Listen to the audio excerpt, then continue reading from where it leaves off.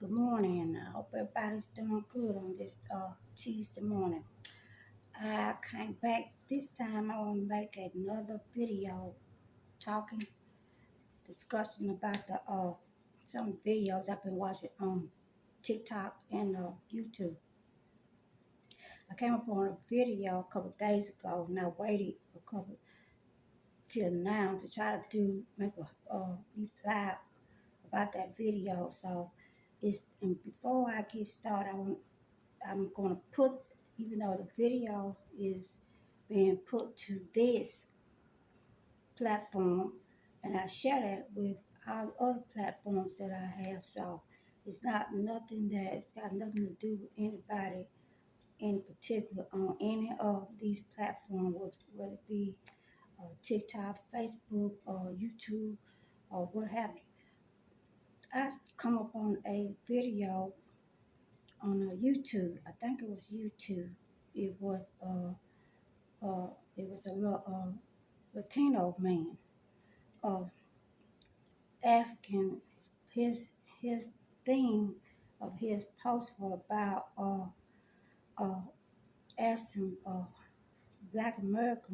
black people uh, what they're going to do when this current administration come for us. And he was saying, because he said after they are done with them and deporting them, then they'll come for us, black people. And I had to sit there and I watched that and I listened to that and I'm thinking, when have they ever not came for us? For the last 400 something years, I mean, we've been the center of people uh, targeting people, all these hate crimes and all that. So I was thinking, just listening to him, I'm thinking, I can tell that you was not raised over here or, or born over here, because if you were, you already know that we as black Americans have been going through what y'all are going through right now for hundreds of years. So I'm sitting there and I don't even want to mention none of the comments, none of the people that reply to that, because I mean I'm trying to keep my peace, so keep my peace of mind. First of all, I want to say, because I've been around in this world quite some time now, so I want to say to anybody out there that is trying to figure out what's in black Americans' head right now, take it from a black American, absolutely nothing. They don't care. They don't care. I seen a video yesterday when they was talking about Donald Trump saying that he wants to do the segregation of the schools.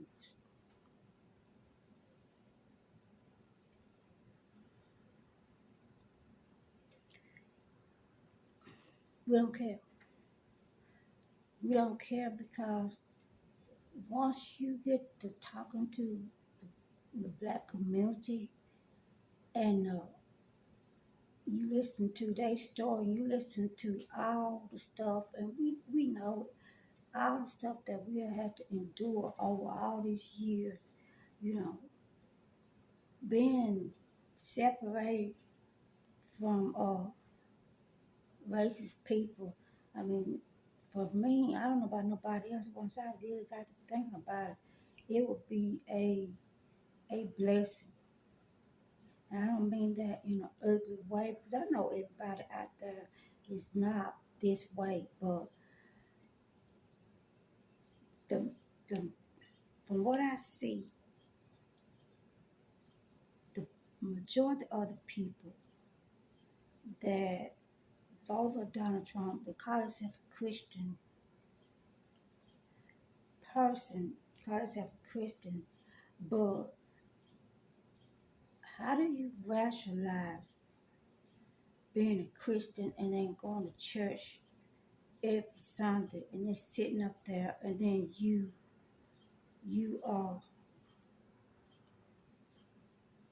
can go along with what this man is doing to this country, and then you see absolutely nothing wrong with that at all. But and then you call yourself a Christian, folks. Some of the people, the first thing would come out of their mouth when they said they're not, why they're not liberals or Democrats or whatever they want to call us. Oh, because of one reason. They said because, you know, talking about abortion and killing babies. If you read your Bible, in that Bible, it says that life does not begin until breath, human being take their first breath. That's when that doctor pick you up and when that baby start to cry, then that's the moment. Now I know a lot of people might not agree with me on that, and that's okay. I mean, everybody's entitled to their opinion, but I don't know why you can take one thing that one side does and then separate it from all the other stuff that the other side is doing and say, well, this is the best side because they don't believe in abortion. I don't know how y'all do that. I can't wrap my brain around that either. But I don't got to the point where I don't try, but get back to the subject of this Latino man was talking about what black people's going to do once Donald Trump and his administration come for us. And being a black person, I can tell you, we are not concerned about that because we've been going through what y'all are going through right now. We've been going through that our entire life, our entire existing life. I'm going to tell y'all a story just so you can get some understanding on my perspective. Me being a black woman of my age. When they first did the segregation, when black people started going to white schools, it started the first year that I started school. Oh, the second year, the second year that I started school. I was 7 years old when it started. And let me tell y'all something, because I'm not trying to make anybody, because that's the problem with this country and some people in this country is y'all want to stay in that safe zone. You want to stay in that comfortable zone. Don't make me uncomfortable zone. And you want to stay over there. You don't want to listen to, anything that's going to have to, you're going to have to reflect on and say, these were my people that did these people this way. So let me tell y'all something. Let me tell you a story that I'm so glad I remember. When I started school, the first year I started school after they segregated, I was 7 years old. We was riding we had to get on a bus, school bus. Oh, I can't remember exactly when it started for me. I know it had to be going on with everybody else too. Everybody looks like me. Anyway, we would get on the bus. I don't think it was so much of a problem in the first thing in the morning as well in the evening, being dropped off and being picked up. I remember me and my older brothers and sisters would get on that bus, and even though we didn't live like maybe 3 miles, maybe 4 at the most from the school, we will have to endure on that bus. Some of y'all ancestors, some of y'all people, white people, we have to endure. They would take, I don't know, some like, I don't know if they call it spit, but back then they called it spitball, I think. They would take like water paper and they would chew it up in the mouth.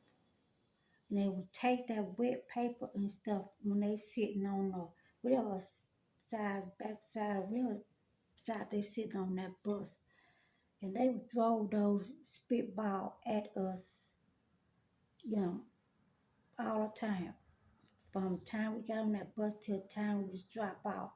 And that bus driver knew that white bus driver knew that, and he did absolutely nothing about that.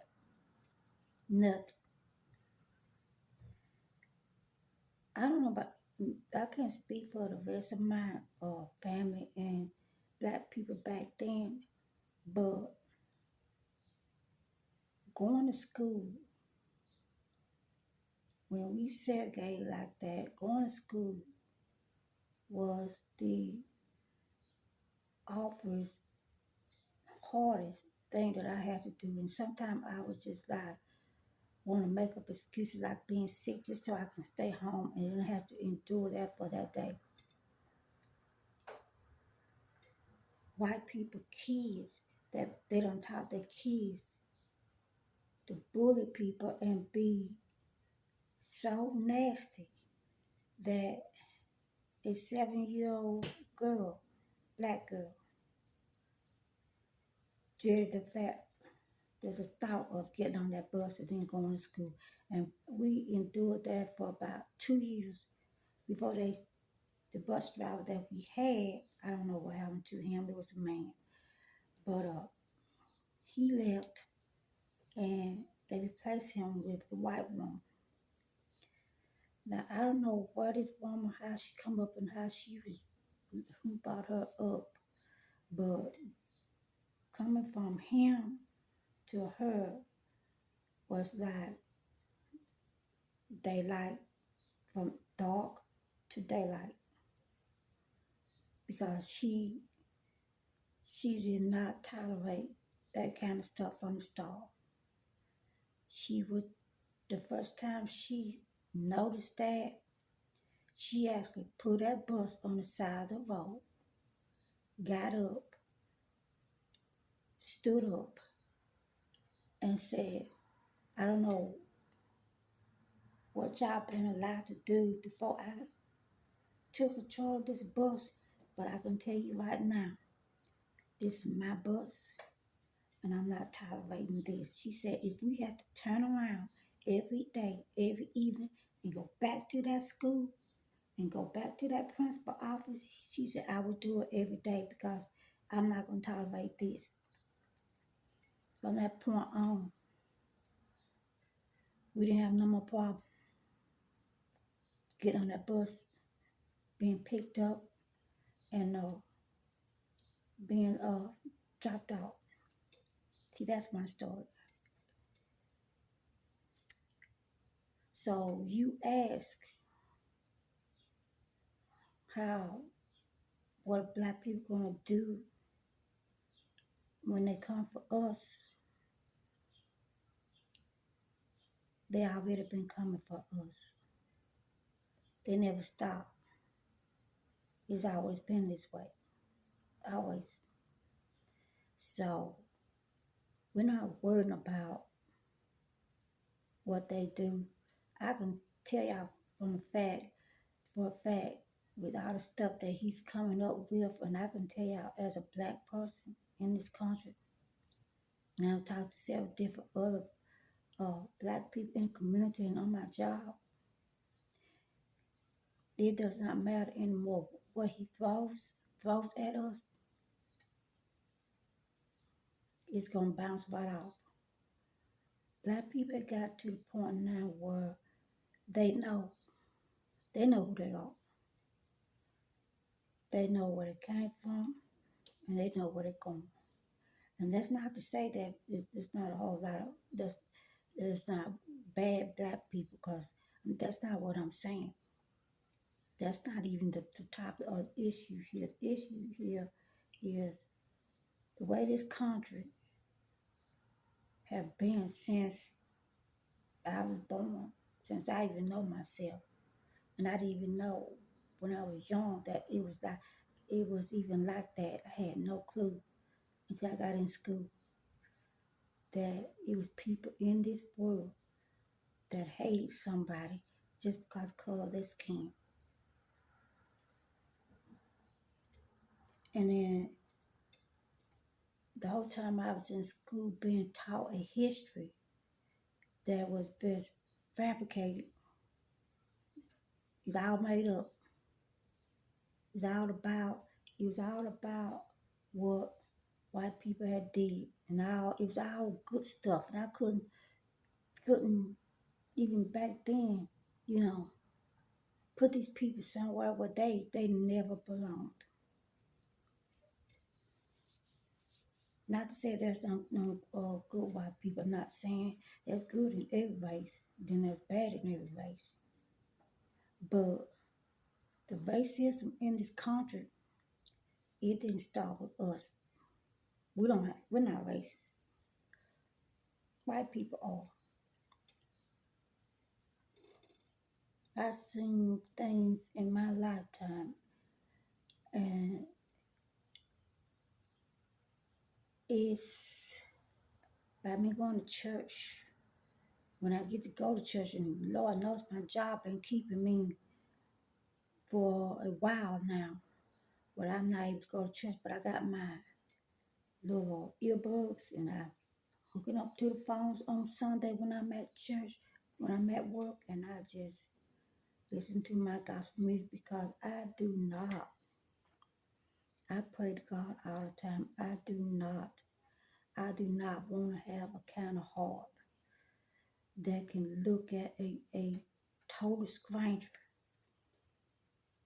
and then hate that person just by looking at them, just because. And you don't even know just because what. It's just something you've been taught.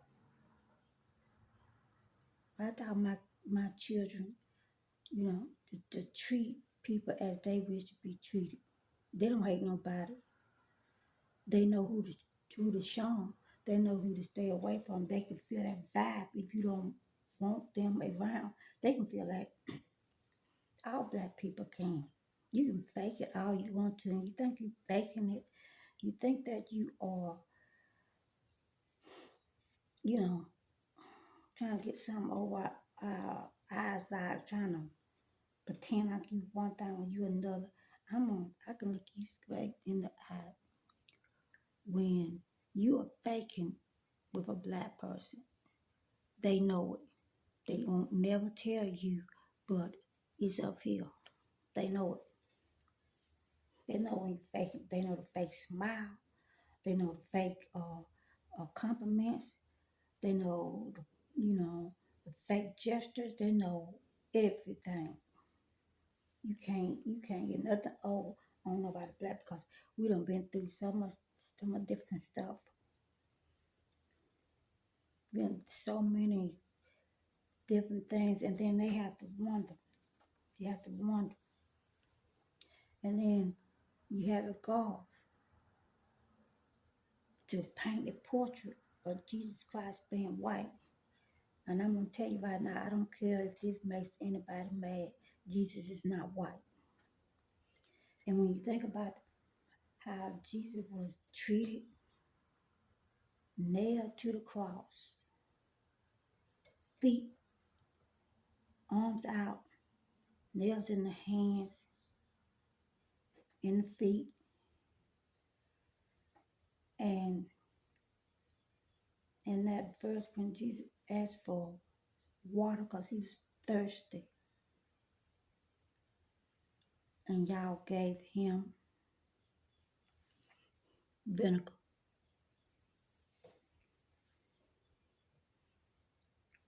Some of y'all, and I'm not saying all of y'all, but some of y'all in this world, you can try to turn a blind eye to whatever you want to turn a blind eye against and try to pretend like it's not true, not there. But some white folks, not all of you, some of the white folks, y'all are the most cruel of people that walk a face of this earth. Y'all would treat y'all animals. Oh, let me rephrase that. Y'all treat your pets and your animals better than you do a human being. You give that animal, that pet, more respect, more love than you give to a human being. And the Bible plainly say, love thy neighbor. And I don't think he meant them animals. It's a shame. I see people used to talk about all the time. It's why I don't worry about. I go on with my life like majority of the black people are doing, and they living their life.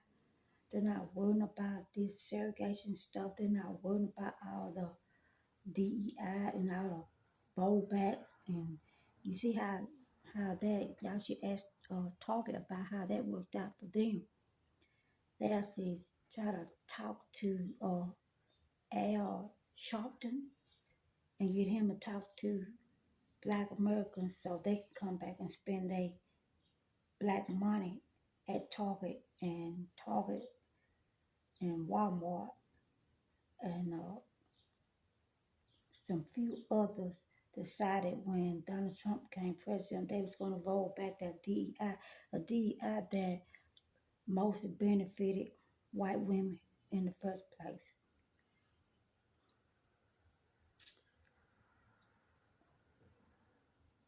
And now they want to come back and say, we sorry, so come back, And I'm going to tell you right now, as a black person, all the people that I have talked to personally, there's no black people shopping at Target anymore.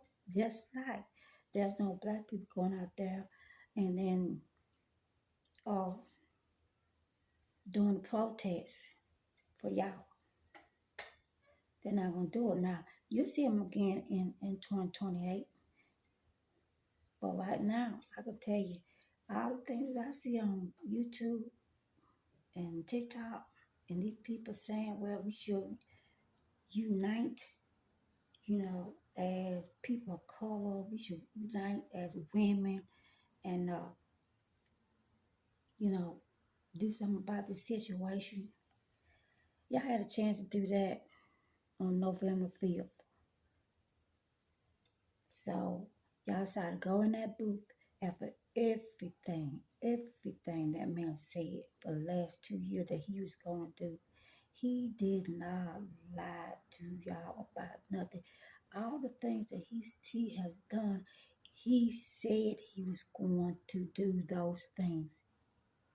So now everybody seems to be shocked and surprised and saying, oh, I didn't vote for this. Yes, you did. You voted for this. The only thing about it is you thought it was not going to affect you, but it was going to affect people that looks like me. But you F-A-F-O. You find out. He doesn't care. If you don't have the money, if you're not a millionaire or billionaire, he does not care anything about you. None whatsoever. And getting back to what I was talking about Jesus, the way they crucified Jesus and the way they did him. I'm going to put a little book in y'all ear. I'm going to give you something to think about, kind of school you, educate you. Out of all the people on the face of this planet, and you don't have to say it out loud because most of you too chicken to say anything because you're afraid you're going to lose some friends. But you know what? I'm not afraid to lose some friends because my goal is to wear that golden road one day. So if I had a choice with a worry about following my friends and then follow Jesus, I'm going to follow Jesus every single time. But getting back to what I was saying, No, not one race of people on the face of this earth has been treated, disrespected as much as black people. And for what? So it makes you think about it. If we as people, black people here on this earth, if we got treated bad, and we know we do, and they treated Jesus bad, why would any white man nail another white man to a cross?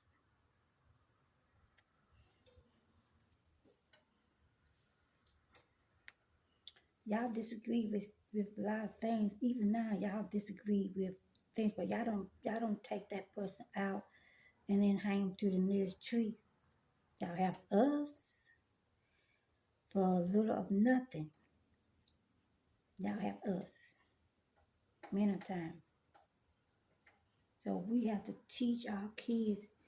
It's a shame, and white people don't know nothing about this. And don't say you've been oppressed, because you ain't never been oppressed about for any reason and anything. When you have to teach your kids, when they're up and able and to understand, you have to teach your kids about how to survive out there in the world over here in the United States. You know where you are. And it's not one single white person on the face of this earth have ever had tried to teach their kids and then talk to them about when they go out there in those streets, how safe we get home. Because you've never been oppressed. And you can say you have all you want. You can make that up, but I'm telling you about it now, you haven't. The only thing about all of this is we are not our ancestors. Our ancestors built this country off the sweat of their back. I heard a video the other day where, and it kind of made me think, because this lady I always seem to be really know what she's talking about, and she's a black lady. When Donald Trump started deporting people, when he said he was going to deport people, and there's people that farmers, crops, all the things that these immigrants used to do. Yet they went and they voted against their own interests, knowing that these immigrants was the one that keeping their business floating. But they went and voted against that, and then he deported these people. But I had this lady to say this, and I always had this in the back of my head, but by her saying it, it kind of confirmed what I've been thinking the whole time. What I have said, I think I said in one of my videos. Some of y'all thought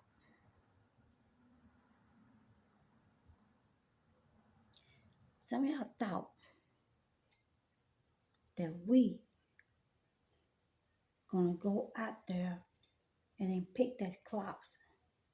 Just like back in the day, we used to pick that cotton by hand and pick my ancestors, done all that picking. So y'all thought when Donald Trump said he want to make America great again, that's what he's talking about. He wants to see black people back out there in the fields. But let me tell you something. Let me tell y'all something. I'm going to speak for myself. I ain't speak for no other black person. I speak for myself. My mama and my daddy had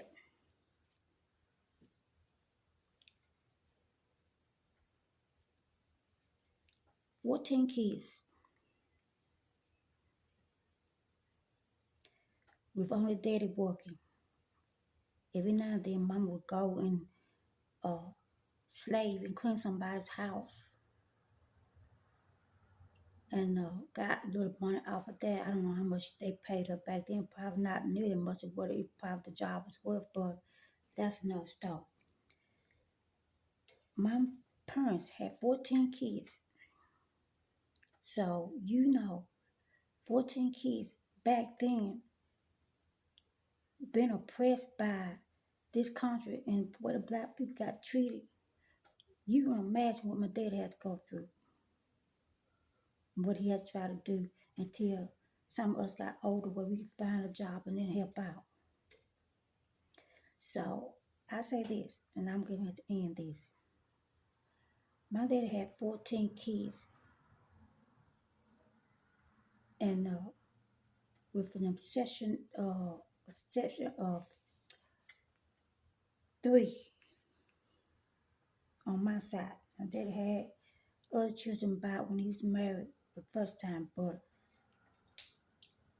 I'm talking about my blood, full-blooded sister and brother. Only 3 of us passed away a few years ago. We do not go in a corner, sit down, and cry when life and things get tough. When life gets tough, we get tough. You cannot find one video of a black person with tears running down their eyes, because this is nothing that we have gone through our entire life. Me, I say this: if you waiting for any black person to go out there and pick those crops, I wouldn't hold my breath on that, because it ain't gonna happen. Nowhere, it's not gonna happen. And I say this because I go back 14 kids.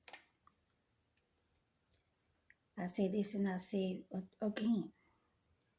My daddy, my mom, did not raise boys, girls.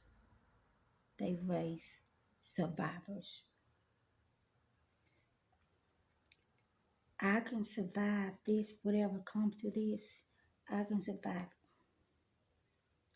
My mama used to make a meal, whole meal for 14 people out of little or nothing. That was back then. This is 2025. So what do you think we can do? If you got some land, and I do, and what I'm planning on getting ready to do, I'm gonna take some of it and put and build myself a garden. And I'm gonna do what I've always done. I'm gonna keep him first. And then I'm gonna watch him crumble Donald Trump a little bit at a time. So mark my word. He's not gonna have to worry about anybody bothering him or anything like that. The very person he should be worried about sits high and looks low. And eventually he's coming for him. Y'all have a good day.